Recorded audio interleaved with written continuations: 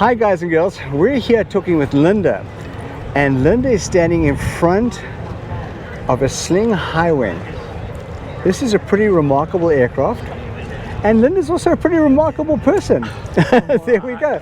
So Linda, tell us a little bit about yourself, how you got involved with Sling, and let's have fun. Okay, great. Well, thank you. Thank you for your interest in my beautiful aircraft. It is beautiful. So I am, well, where to begin? Always wanted to fly as a kid.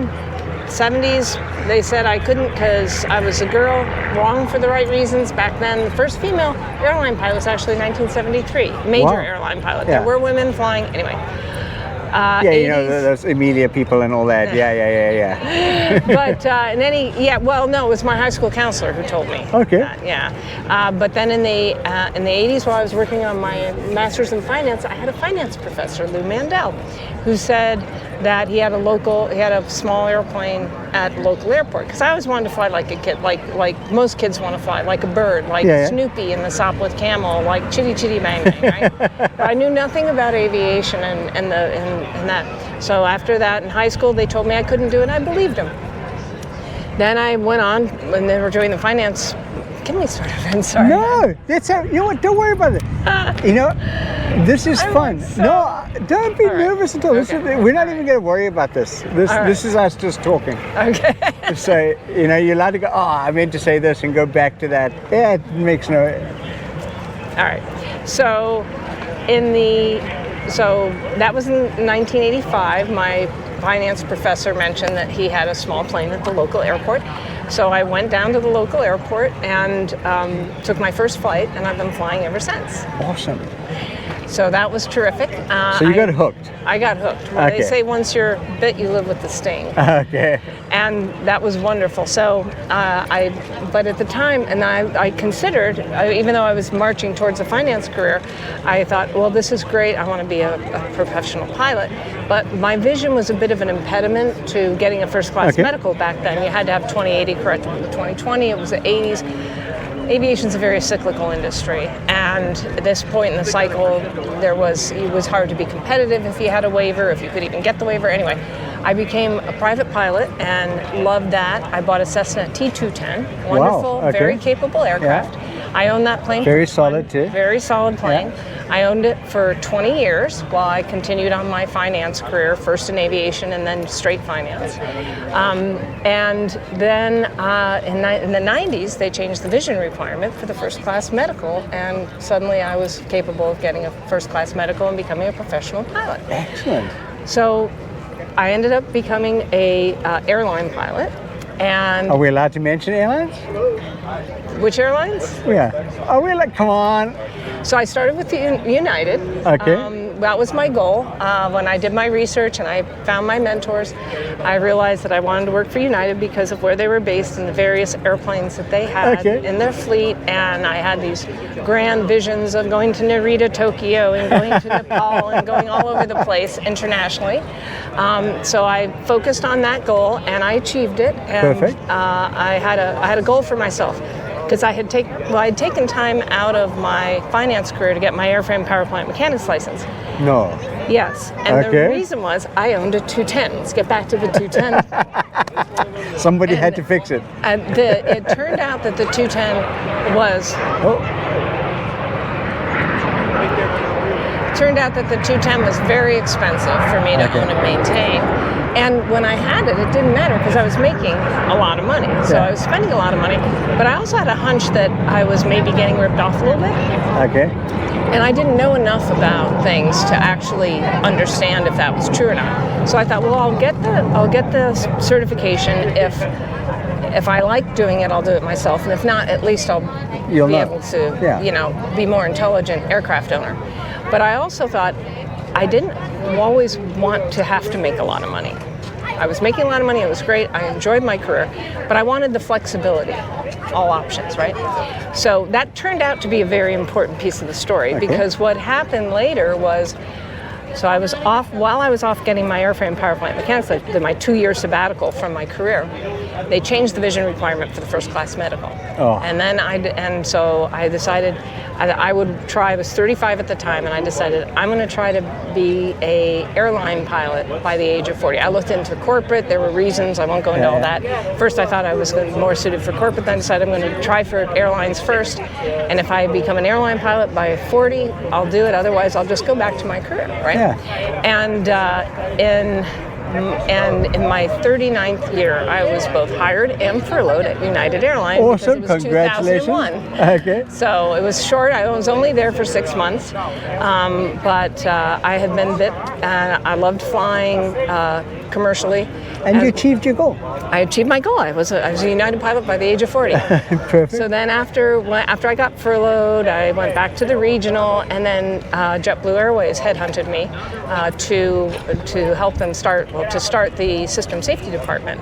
They were 2 years old at the time. Okay. So it was really quite exciting. It was a wonderful opportunity and experience, and my area was responsible for all of the operationally critical areas of the airline: dispatch, maintenance, in-flight, flight.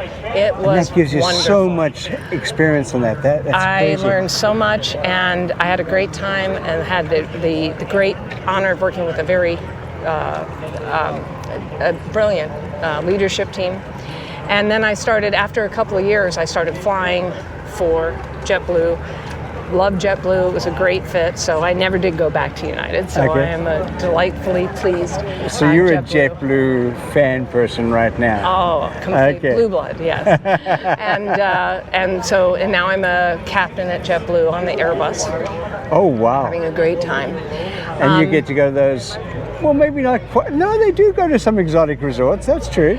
Well, frankly, I discovered that JetBlue, one of the things that you don't necessarily appreciate when you're looking at airlines is that work rules are really important, and JetBlue has a great set of work rules. So I can swap, drop, and trade, which turns out to be an important piece of this story. Okay. Because as a pilot for JetBlue, we have that flexibility. So when I'm going to get ahead of myself. I get back to I know this. we get so distracted because it's so exciting, and your story is, well, I said remarkable at the start, but it's actually almost unbelievable that a person has done so much. It's like you've got all these goals, like, okay, I've done that goal, what's next? Sort of thing. And yes, so yeah, we're going to get sidetracked. There's going to be no timeline for the story, but we're going to have fun. Well, thank you. So, right, but what was happening was because I had this flexibility at JetBlue, I was spending a lot of time on wonderful adventures all around the world. Okay. I went and I taught airline management in India at the Trinity Institute through Vaughan College. I worked with the Himalayan Development Foundation for a couple of years and was focusing on Nepal. I traveled all over Europe, Asia, Africa, having a wonderful Just so you know, let me interrupt you at this point. This interviewer is feeling like he's done nothing with his life now. It's a very depressing interview. Oh, no, I'm sorry. Just kidding. I'm just teasing you. I was inspired. But what happened was I was doing all these wonderful things because it's not my airline ID, but what I consider my airline ID my magic carpet. Okay. Which is one of the things I wanted to fly, a magic carpet when I was a kid. And it is, because I can fly anywhere in the world that a U.S. carrier goes practically for free, and we have agreements with other carriers for affordable non-revenue standby passenger flights. So that's one of the reasons I was taking advantage of it. Wait a second, is this going to turn into like a recruitment thing for JetBlue here? Is this where this is going? Okay, perfect. But the consequence was that I was not flying the 210 much at all. So I decided that it made sense to sell it while I was enjoying this wonderful international travel and airline career and lifestyle. So I sold the plane and started on my search for my retirement aircraft. Oh. It all ties in. Yeah, so wait a second, retirement aircraft, and you're thinking about this at age 30, right? Well, no, because remember, I didn't start till I was 40. Sorry, that's true, yeah. So, and then it was some years after that I decided that the plane didn't really fit the mission at that point in life. Okay. But I knew that I would always want to have, I always have to fly something. Okay, perfect. Whether I have to have keys to my plane or keys to the company's plane. I've got to be one of those something. two, okay. That's right. So since I was enjoying flying and I love the Airbus, and I love flying the Airbus for JetBlue, it's just all grand. So I sold the plane and started the search. Now at this point in time, I was sold on the high wing design because what I found with the 210 was that I loved the fact that I could look down with no impingement on my view, because I had been flying Pipers and such prior to that. I liked the ease of ingress and egress, and I had one particular elderly gentleman that was very close to me, and I wanted him to be able to get into the front. Okay. So that was a big part of it. But the 210 was also just very capable. You could carry a lot, you could go far, you could go high, you could go fast. So I decided that, but I was sold on the design. Also, my wonderful, supportive husband can get a little airsick in the air. And so having this high wing design, the pendulum stability, the high wings tend to be a bit of a stabler platform. Yeah. You typically give up a little bit on handling, but I didn't have to with this plane. That's a whole other story. We'll talk about that. We'll get to that. We'll get to that. But don't let me forget. I won't let you forget. Okay. So, but also he has lost chunks of his face to sunshine and skin cancer. So having a shaded place in the cockpit was also an important thing. So that's for a high wing. I like to be able to put stuff underneath the plane in the hangar. Okay. That's helpful. You can hang hammocks underneath, and then it has tremendous ease of ingress and egress. But that's not just for passengers and people with knees and hips and stuff like that in my H racket, but also it's got this huge door, so you can put all kinds of goodies in the back. Okay, let's have a quick peek. Getting your bicycle or anything you want in and out is also, I think, a lot easier. Your dogs or whatever you have that you want to get in and out. So ingress and egress isn't just about people. So that was one. So that reason. Anyway, so suffice to say, I really love the high wing design. So that was a must. I knew that, so I had this list of criteria starting with, it's got to be a high wing. Yeah. And then I thought, and I considered multi-engine aircraft. Okay. There aren't a lot of twin multis. There's the Technam. Technam, obviously, but if I wanted a multi-engine aircraft, if I wasn't going to do a multi-engine aircraft, and I looked at the twin tech, and the performance specs weren't really what I was hoping for, but I wanted the most reliable. If I was going to have one engine, it had to be the most reliable engine I could find. And at that point in time, that led me to Rotax. Awesome. The most reliable engine. Rotax has, as Dean loves to say, perfected the art of aircraft engine design and manufacture. So that was a key thing for me, was what power plant do I want? I had looked at a lot of plans, I visited factories, I put down deposits, and there was a list of criteria, and that was high on the list. Yeah. And that knocked a few contenders out. Yeah. I wanted modern avionics. I wanted a new aircraft with modern avionics, and I wanted the ability to carry 4 full-size adults and some fuel. And that knocked a whole bunch more out, right? As soon as you went to 4 and Rotax, then it's like, that did cut your numbers back a lot. Right. So I thought, well, and I had time. I'm like, I'm a patient person. Well, actually, I'm not. But in this case, no, from the career path you've chosen and all the, I got to do this next. Yeah, no. Maybe not patient, okay. But I knew that if. But I have the desire. I knew I had the, but I had time. Yeah. Because I've been at this for almost 2 decades looking for the replacement aircraft, and that was fine. And in the meantime, having a great time. One of the contenders that I found was the Sling TSI. In terms of, so my criteria, right, so quality of build, and reliability of engine, a great engine, new, great avionics, and because this is my retirement aircraft, affordable to own and operate into the future. That makes sense, Fixed income period of life. So the only thing that met all of that criteria, with the exception of the fact that they put the wing on the wrong side of the fuselage, was the Sling TSI. Now remember, I've got my A&P, so I would have bought a a certified aircraft if I could have found it. And not that I didn't have an interest in building. I thought that sounded like fun. But the primary thing was this list of criteria. Yeah. And nothing that I could find in the certified or the experimental world fit. So that came close, and I really seriously considered going with the low wing. But I'm like, you know what? I've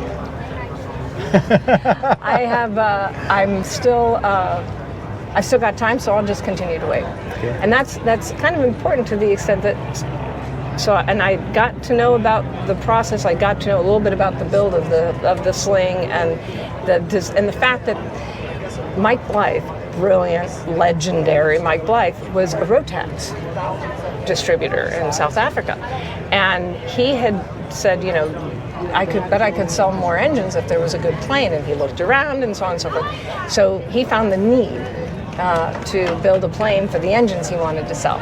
And so he started with my engine. He started with the engine I had decided I wanted, and he built a plane around it. And this is sort of part of the magic of Mike Blythe's designs, because on this engine, he started with a wonderful two-place, which is the Sling 2, makes an incredible trainer. They have the Sling 2 NGT. If you haven't seen it, I highly recommend. Now they're working on perfect for flight schools. Perfect for flight schools. It's got a panel like mine. That's an impressive panel there. Yes, wow. Thank you. So it's got a wonderful panel. I don't know if they've all got two G3Xs. I had to have something for my husband to whack on this side. Okay, yeah. He'd keep his hands off my side. But yeah, let's take this up. It's kind of so that's a picture sheet. So it's the NGT is a workhorse. It's affordable to own and maintain. It is a heck of a lot of fun to fly. I had the great honor of flying one around in Africa for a while, which was terrific. And they started with that. They built it around the engine and the comfort of the pilots. And this is genuine leather? Yeah, this is leather, and this one, this is Alcantara in the middle. But if you buy this, you can design it the way you want. That's true. I was blessed to go to the factory and see the process, and you're right, the attention to detail, everything. And then even just you'd think the seats were the last thing that you'd ever have to worry about, but you can get these custom designed any which way you want. That's right. Yeah. That's right. So I even went off in Manhattan to find the orange thread that would match it. So yes, they started with that, and part of the magic, and then they built the astounding Sling TSI, which it handles so beautifully. Oh my gosh! And it's fast, and it's capable, and it's strong. You know, in addition to that, Mike's had lost a lot of friends. He was from microlight or ultralight, depending on where you're from, background, and he takes safety and reliability and quality very, very seriously, which is part of what attracted me to his product. And so then they did the Sling 4, and then they came out with the TSI when Rotax got the turbocharged engine, gave it even more capability. And so, like I said, I was really close, but I thought, you know, I'll wait. So, but you were still holding out. I was still holding out because I wanted the high wing. Okay.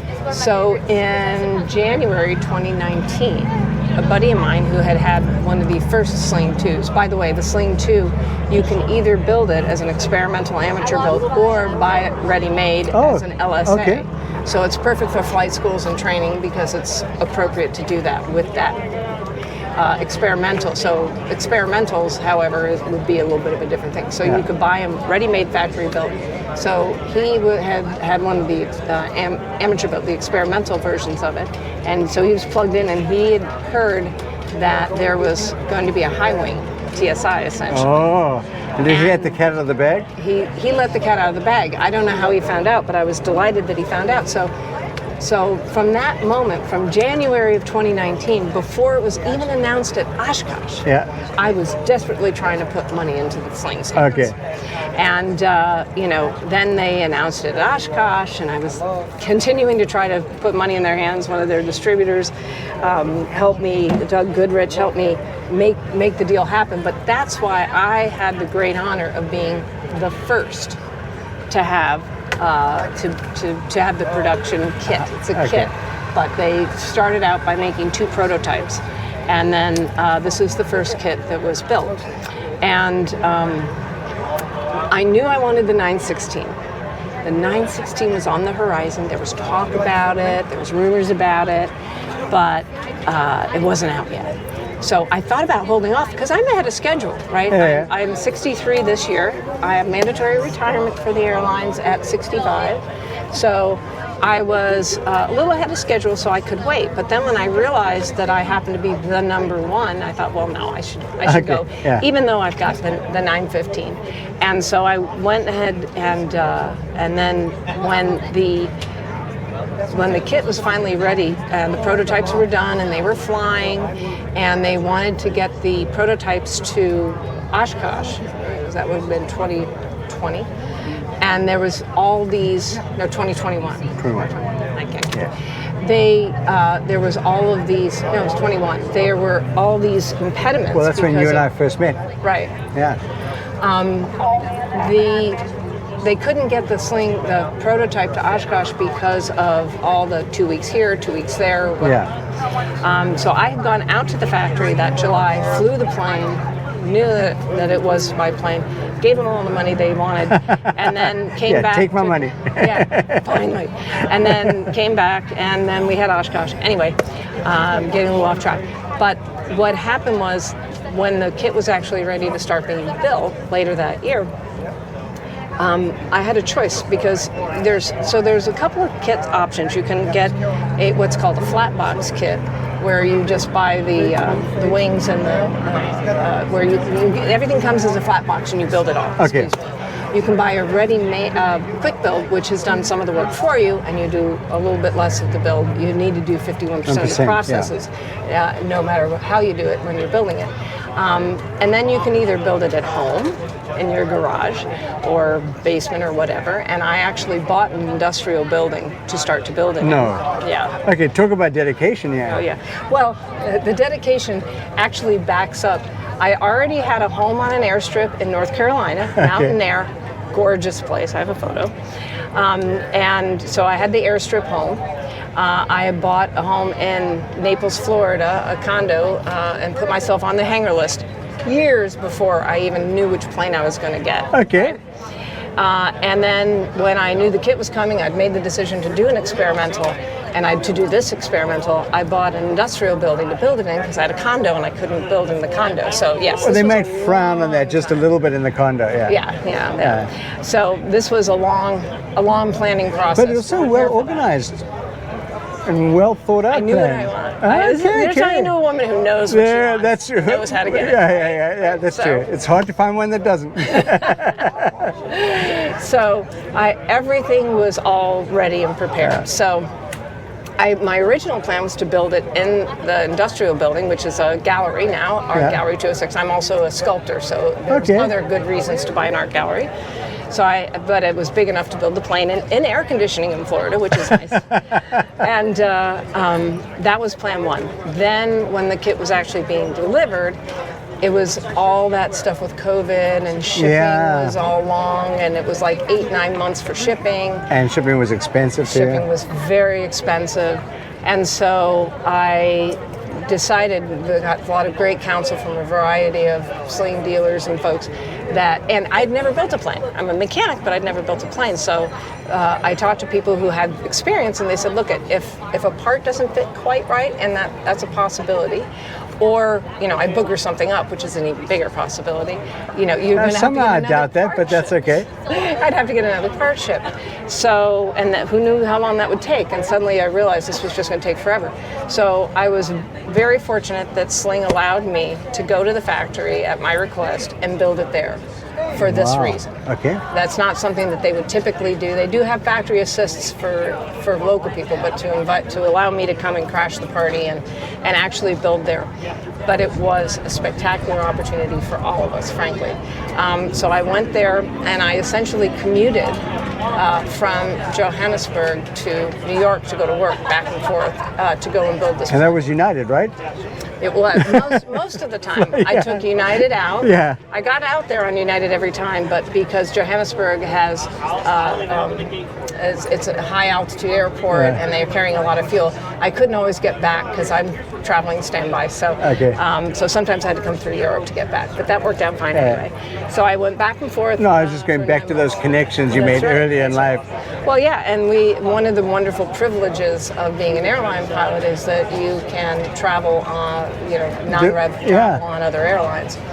So that worked out great. I was able, and I didn't want to do just 51%. Like, I wanted to be involved in hands-on everything. right from the get-go. Right. Yeah. So over a 9-month period, I just commuted back and forth. So I was there about 4.5 months.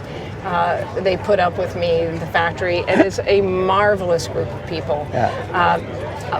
And we had the opportunity to consider a lot of the designs, the handling, and I had the great honor to have input. And shortly after I got there, J.P. Scholes, the Camdurist, came to work on his beautiful tailwheel version of this aircraft. It is stunning. And unlike me, the last plane I flew had an ADF in it. I hadn't done GA flying in decades. Okay. So, but JP had a lot of really current. He's an excellent pilot, and he had a lot of current information. So between the two of us and Sling, we were able to recommend some enhancements, and I honestly believe, and they would agree, that it's a better product now as a result of having this really intense, because JP came. So as I was mentioning, so JP had a lot. So we together were able to do. There's such a thing as a battery change really screws up everything, Well, so JP came shortly after that. He decided to build at the factory also. So between the two of us, and Sling was very patient. They have an incredible team. We worked with the design, the engineers there, with the folks who were building the planes, and I think really did a great job, made some modifications, enhancements of things that, like the seats, for example. My husband has a very tall torso, and so when it came to the seat, and my husband's first job when he gets to the plane is to go to sleep. So, well, you know what? That's beautiful, yeah.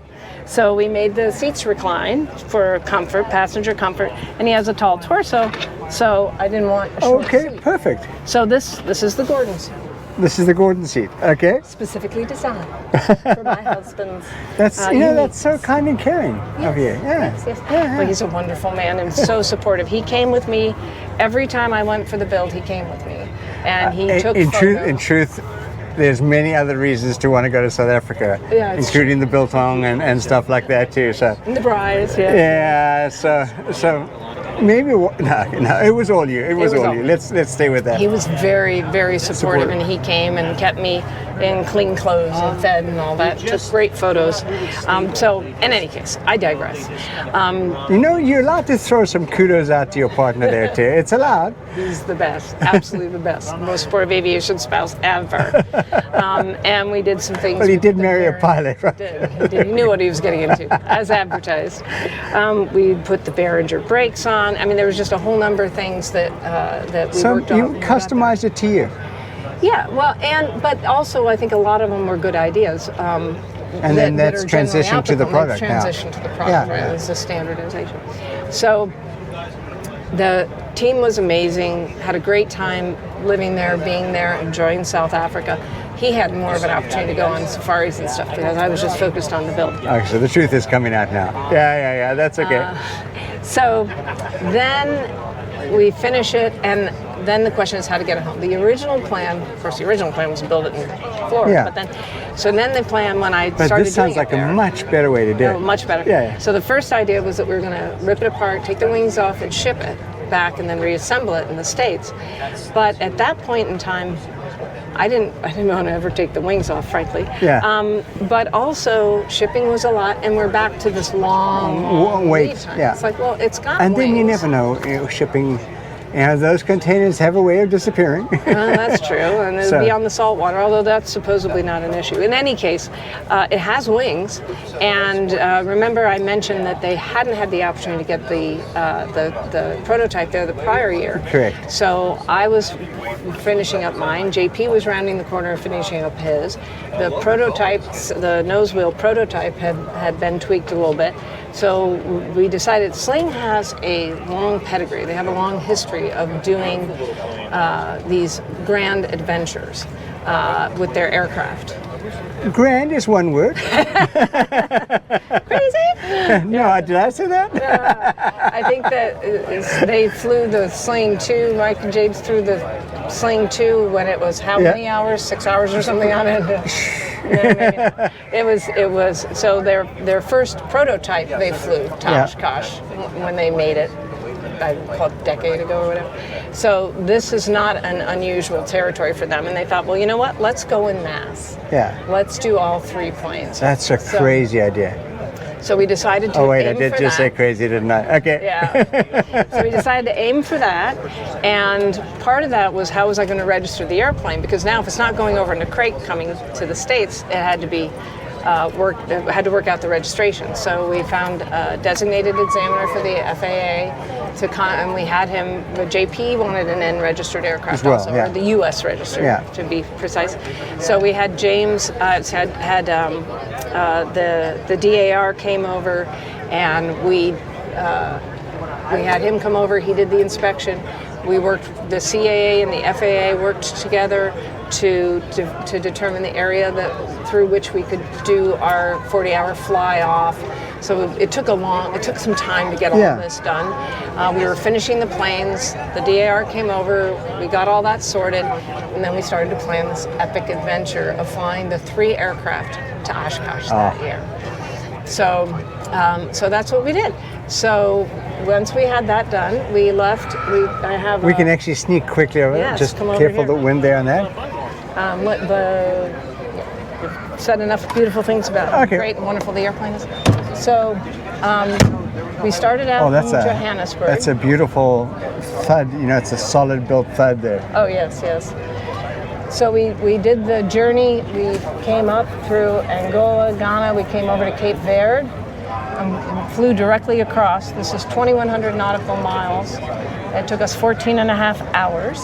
Wow. And what we did for fuel, now because we had realized we were going to do this early on, we plumbed this. You can see there's a little hose over there. There's one on this side too, but it's easier to see on that side. So there's an intake. This has a header tank. So we feed from the ferry tanks, and we had 2 44-gallon ferry tanks. I remember those. Those we used. Yeah. 64 in the wings. We have 44 gallons and 88 gallons in the aft, and tanks that they built at the factory. We would feed it through to the header tank, which feeds the engine directly, so we didn't have to pump it to the wings or anything. Yeah. And of course, since it's a Rotax, you don't have to worry about burning oil. True. And then we came back. So back into that. So that's how we got all the fuel on board. So we had about 17 and a half hours of fuel. Hours for a 12-hour. This was a 14 and a half hour 14. journey. Oh, that's still cutting it a little close there, right?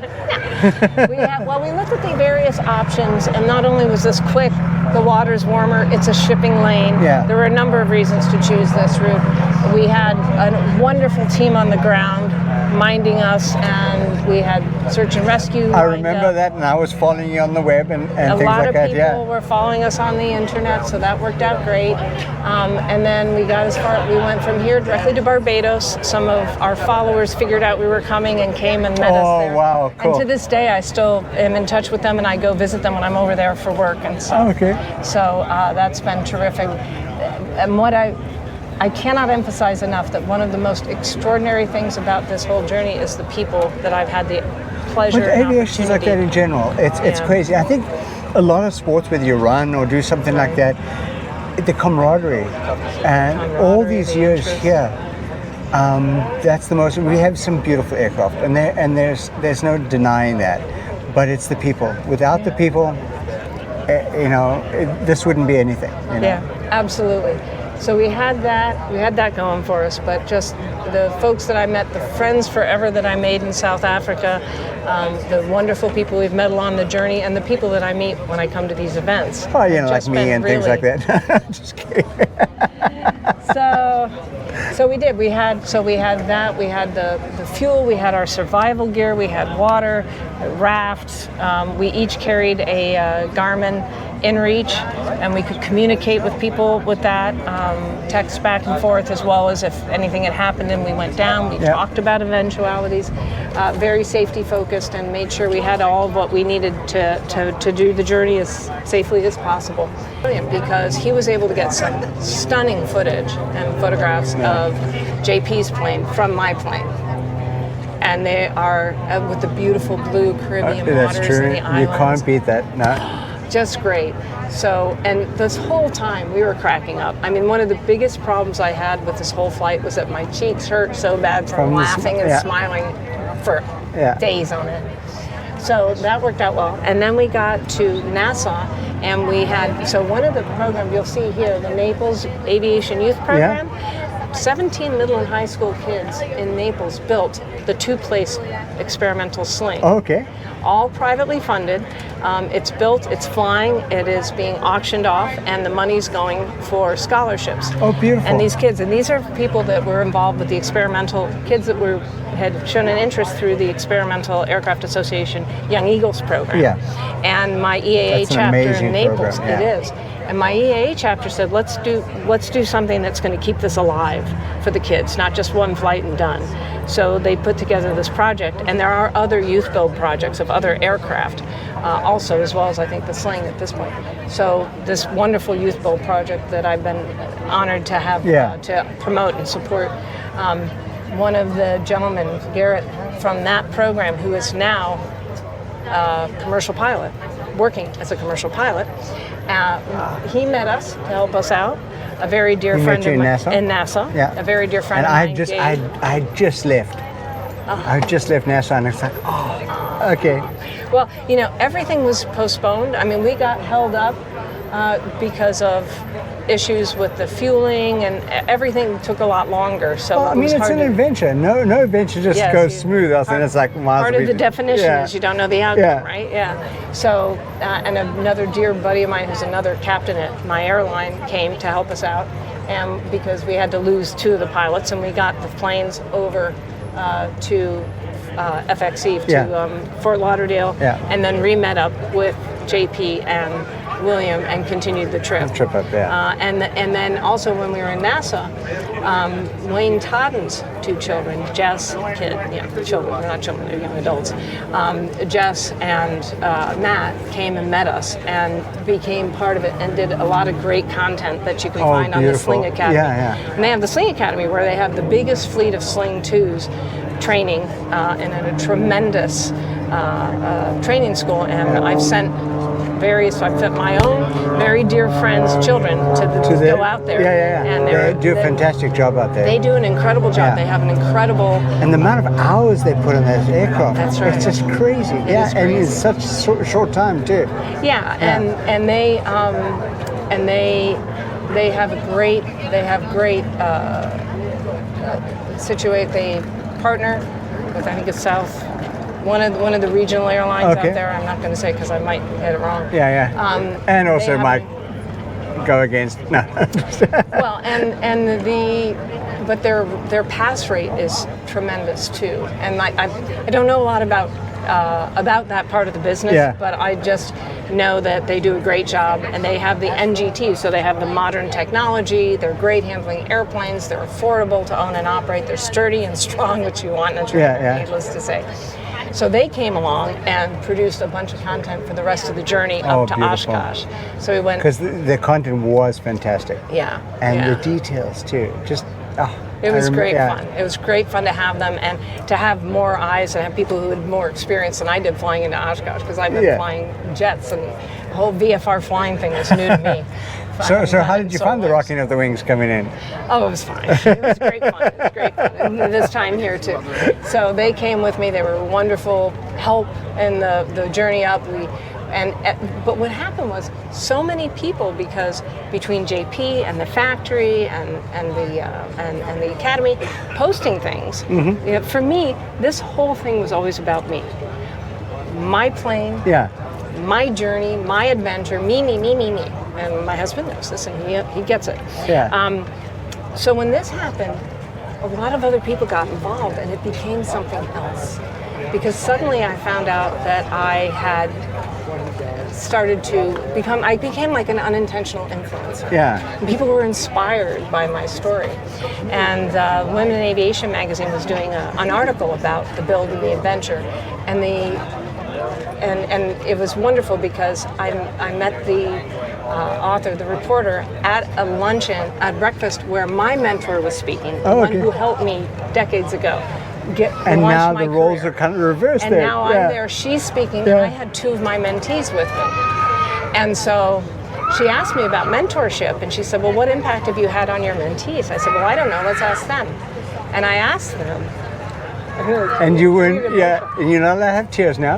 I got goosebumps. Yeah. But I was absolutely brought to my knees. I really did not appreciate the impact. That's true. That the videos it had, that there were people who were there at the Academy now as a result of that. And the motivation. And like I said, that brings us right back to community again, you know? Yeah. One statement was that after seeing my journey across, she knew that her dreams were no longer a mirage. Yeah. And started training. And it's just, excuse me. You just gotta get out and do it, and that's, So it's been great, and so now I'm having the opportunity to go, and I'm going to be doing the Rotax fly-ins, and giving talks, and I've had the opportunity to meet. So now my whole life, this has changed everything for me, because now I'm focused on talking about my passion. What could be better than going around meeting people and telling them about what you're passionate by the way, I love doing this. I mean, this is great, and people are responding, and it's been just a beautiful thing. And so to have the great honor. I don't work, to be clear, I do not work for Sling. Yeah. I'm just a very enthusiastic customer. Very enthusiastic customer. So after this, I will be going out there and flying the plane out to Torrance, where we are going to put the 916 on the aircraft. Excuse me. Yes, because as I mentioned, the 950, this plane did all of this. Part of the magic and the brilliance of my flight is that I got all that performance, all that weight, all that everything on a 141 horsepower engine that weighs 180 pounds. Yeah. It's pure magic, right?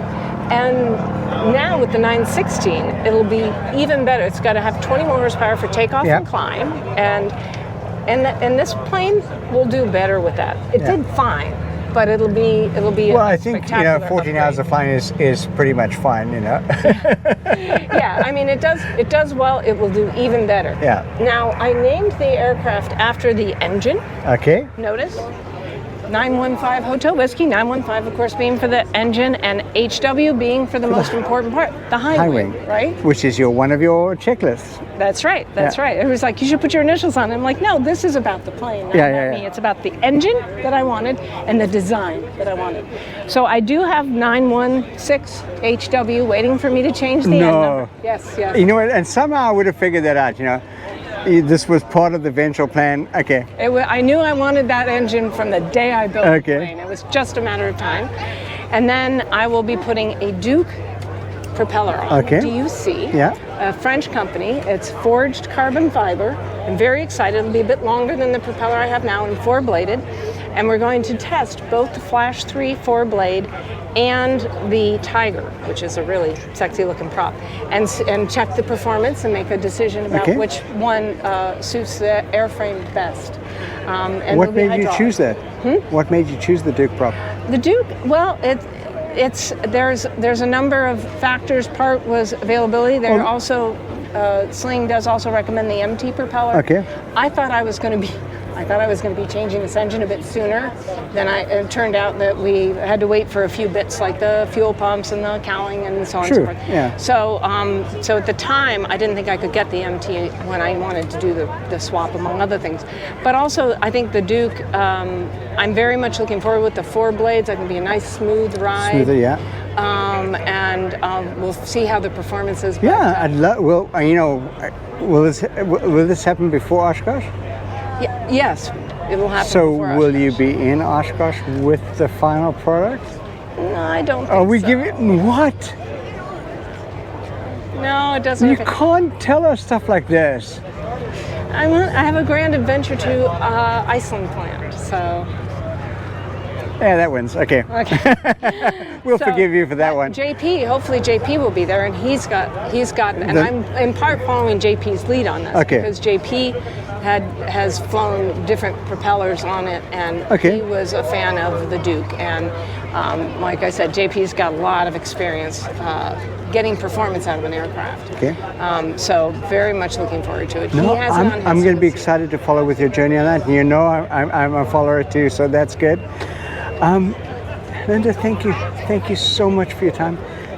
Your story is amazing, and you're right, it is inspirational. Even I have leaking eyes in some parts there, and I'm not supposed to have that. The GoPro's waterproof, so that's good. Well, I so appreciate all that you guys do, and obviously I appreciate you creating this wonderful engine for me. And if I sound like a Rotax commercial, I'm not. I don't work for Rotax, I don't work for Sling. It's just the combination It's just your that passion, worked for me. and it works for you. And man, that journey says enough right away. Anyway, so Linda, thank you for your time. It's been awesome talking to you. Thank you. And okay, so Oshkosh not this year, but maybe the following year. Sure. Okay, done deal. We'll follow up there. Although I'm thinking maybe Iceland's a good place to go do a video. No, just kidding. Okay, come on. We'll have a great I time. don't know if they'll let me do that, but we'll try. Thank you. Thank you.